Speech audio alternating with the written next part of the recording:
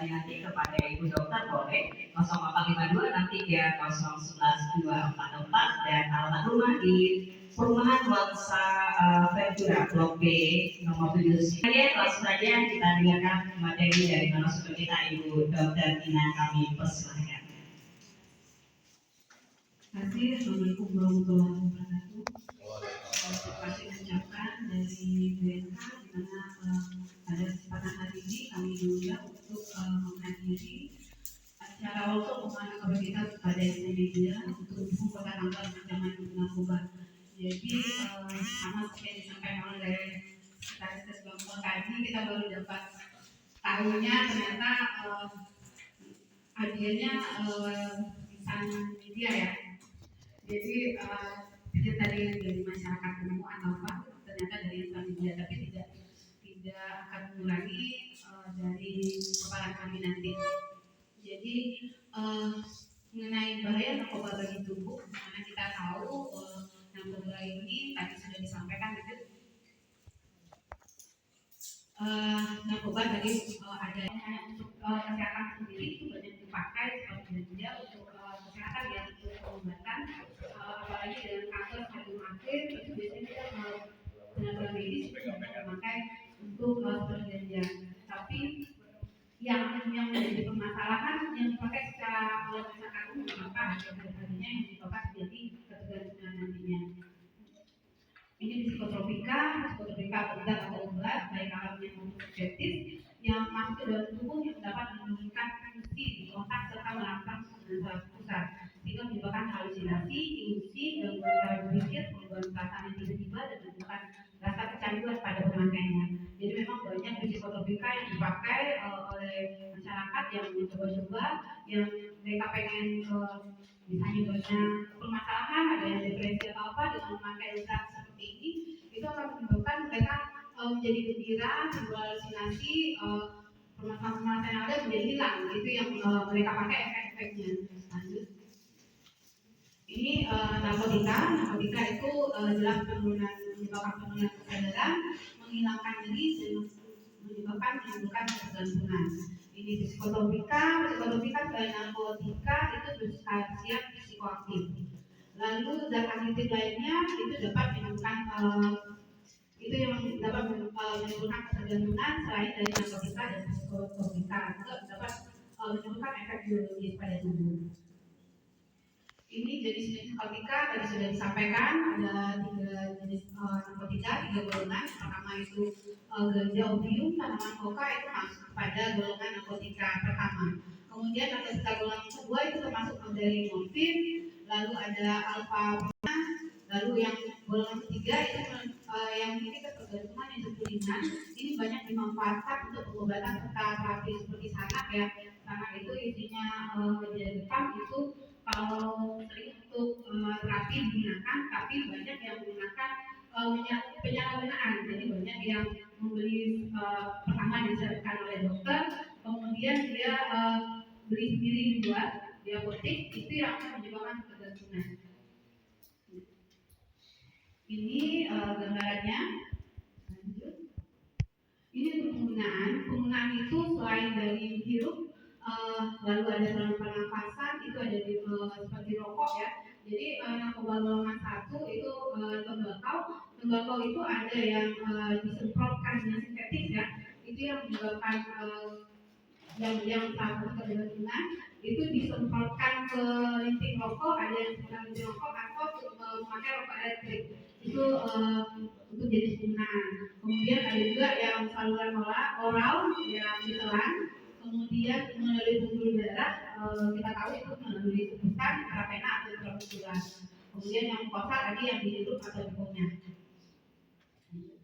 Ini efek yang ditubuhkan oleh psikotropika, narkotika itu berbeda setiap orang. Jadi tergantung pada banyaknya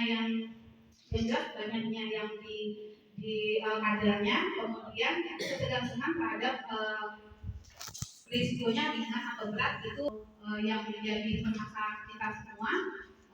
Mereka tidak menggunakan untuk menghilangkan rasa sakit, karena kalau sudah kecanduan itu beda lagi tujuannya. Jadi mereka hanya untuk menghilangkan supaya menjadi gembira, menghilangkan permasalahan dengan menganggap dan memakai narkoba atau psikotropika dapat menghilangkan permasalahan mereka.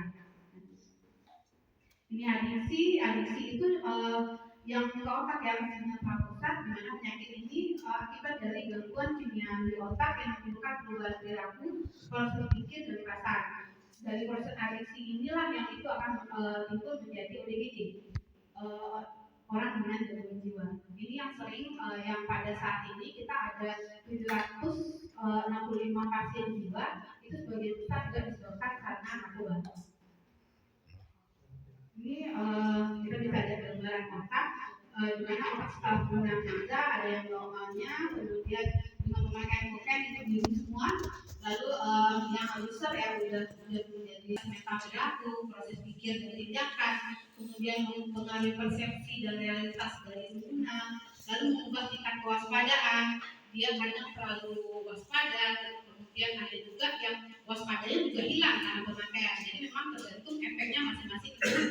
Kemudian waktu respon dan persepsi akan dunia itu juga menjadi efek dari zat psikoaktif. Kemudian yang jelas mempengaruhi susunan saraf pusat ini yang tadi menimbulkan halusinasi segala macam.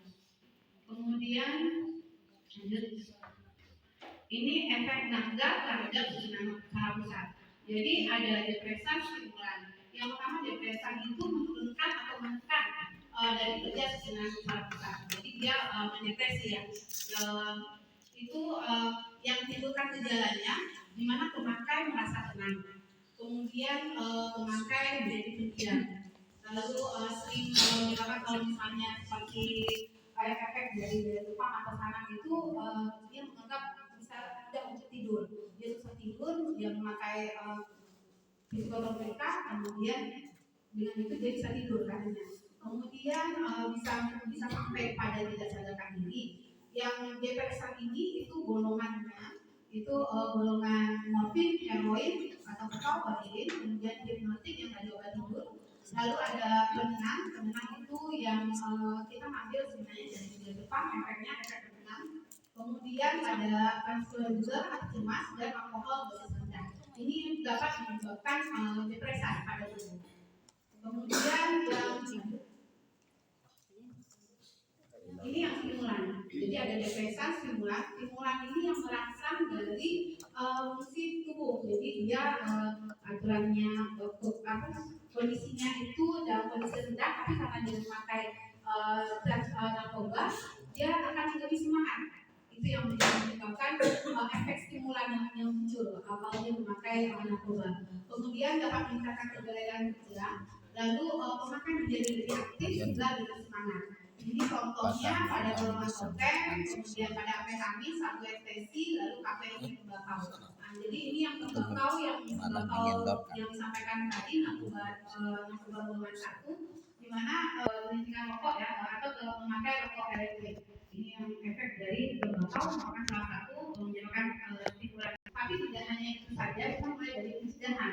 Pencegahan kita mulai seperti saat ini itu ada sosialisasi. Itu yang kita akan berikan kalau di puskesmas itu ada kegiatan PKPR, pendidikan kesehatan peduli remaja.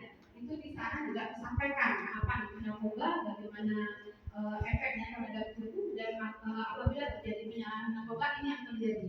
Jadi memang perlu upaya bersama kita untuk penanggulangan secara komprehensif yang tidak hanya melibatkan dari BNK, kemudian Kesbangpol, dinas kesehatan, tapi semua lini di masyarakat itu berperan aktif, apalagi sampai lini dari keluarga dari keluarga. Jadi penyalahgunaan narkoba kita tahu, ini bapak-bapak ibu sudah tahu semua bahwa berakibat sangat merugikan bagi individu itu sendiri dan juga keluarga maupun terhadap masyarakat luas. Ini kenapa narkoba banyak menyerang remaja? Ini karena yang pertama ini sudah banyak dari hasil survei ya. Ini mendapat pengakuan dari teman akibat dari setiap kawan. Ini teman-teman dari para remaja ya. Kemudian tidak bisa mengatakan tidak kepada temannya. Lalu ia mencoba-coba atau mencari diri dan kurang mau mendengarkan nasihat dari orang tua maupun guru atau orang lain. Jadi ini yang paling banyak menyebabkan kenapa sering menyerang kepada remaja. Kemudian faktor-faktor penyebabnya ada yang pertama sekali faktor lingkungan. Ketidakharmonisan di dalam keluarga itu sangat menjadi faktor utama dari penyalahgunaan narkoba ini yang terutama pada remaja. Karena kemarin juga kita ada pertemuan yang dari Pangeran dengan BNK juga, juga dari kesehatan dan sosial, di mana ada walaupun dia anak dari teman sejawat saya yaitu dari dokter, itu bisa menemukan pada anak-anak itu sudah lem ya. Lem itu menimbulkan ketergantungan, apalagi kalau sudah ada di virus sampai ke otak, itu yang menyebabkan banyak yang menyebabkan pasien-pasien kita asam berat karena ketergantungan karena memakai lem menjadi ODGJ, orang dengan gangguan jiwa. Kemudian relatif murah. Jadi seperti sapi yang berbau sintetik itu lebih murah daripada ganja. Jadi lebih murah dan mudah didapat. Tadi sampaikan itu yang jelas memperlambat sirkulasi pusat dan mengurangi nyeri. Di mana efek-efek jangka pendeknya itu yang menjadi permasalahan, nanti mereka akan mual, kemudian muntah, ada pernapasan dangkal, kemudian ada konstipasi, lalu gatal-gatal pada tubuh. Lalu ada efek jangka panjangnya sering terjadi pengeloposan gigi, konstipasi ini susah buang air besar, kemudian periode menstruasi yang tidak teratur, bisa juga menyebabkan impotensi dan mengurangi apa ya, libido. Lanjut. Jadi itu menjadi permasalahan. Biasanya seperti itu narkoba. Kemudian ada perasaan tidak bertenaga dan tidak berdaya akibat zat adiktif suntikan. Jadi gangguan yang juga timbul ini yang jelas adanya gangguan jiwa yang menyebabkan depresi berat, cemas dan psikosis. Ini yang menjadi bau dan ini dapat dampak pada paru-paru. Ini pada paru-paru normal ya yang berat. Kemudian lanjut. Ini kalau sudah dipotong irisannya yang sebelah normal, yang di sebelah lagi yang ini sudah merokok. Ini dampaknya ya menimbulkan sampai timbul ada kanker paru-paru, kanker esofagus, kanker tenggorokan, kemudian ini bisa juga menyebabkan jantung di mulut hingga menyebabkan kematian. Kematian bisa karena penyakit, ada gangguan fungsi vital dan akibat dari overdosis.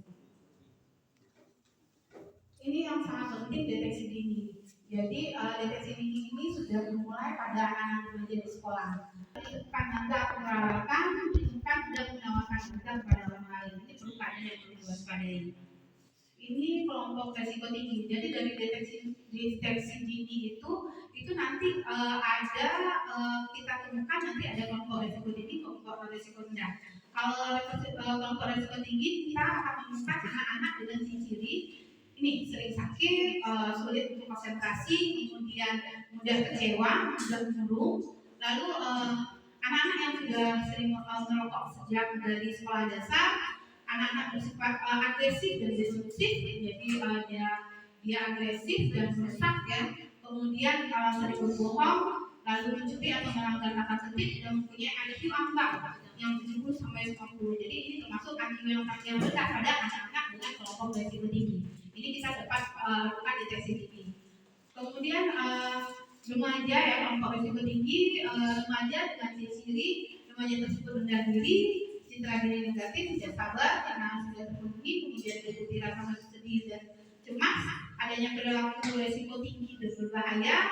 Tadi juga disampaikan cenderung berontak dan menantang, kemudian tidak mengikuti kata tertib serta kurang peka terhadap agama.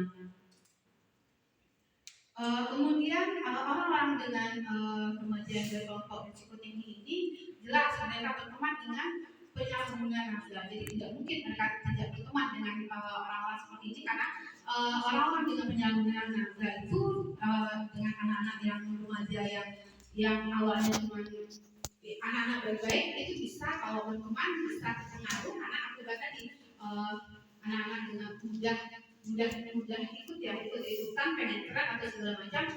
Jadi ini masih banyak belum efektif pelaksanaan PWL-nya karena masih banyak masyarakat kita yang paling yang enggan untuk melaporkan anak anaknya atau membawa anaknya ke puskesmas atau ke fasilitas kesehatan apabila anaknya menjadi pecandu narkoba.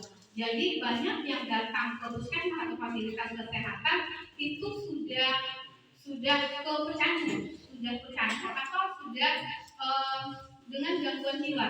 Itu yang banyak datang. Sementara kita punya layanan untuk rehabilitasi itu di Kinali tidak dimanfaatkan. Jadi memang tidak kita tanyakan ke puskesmas Kinali pasien yang keluarga yang datang untuk melakukan atau melaksanakan rehabilitasi membawa anaknya. Jadi mungkin di sini kita juga sangat bermohon kepada insan pers untuk mempublikasikan bahwa Pasaman Barat itu punya PWL untuk rehabilitasi narkoba untuk di awal ya di puskesmas Kinali itu sudah terlatih tenaga dokter dan para medisnya. Jadi dengan tujuan terapi dan rehabilitasi itu yang pertama abstinensia. Jadi kita menghentikan penggunaan narkoba ini total. Kemudian pengurangan frekuensi dan keparahan dari ketangguhan, lalu memperbaiki fungsi psikologi dan adaptasi sosial menggunakan metode sebagai pengganti narkoba. Ini yang tujuan terapi dan rehabilitasi. Untuk rehabilitasi, kalau untuk rehabilitasi kemarin disampaikan oleh Sylvia, untuk Pasaman Barat itu kita ke Jakarta.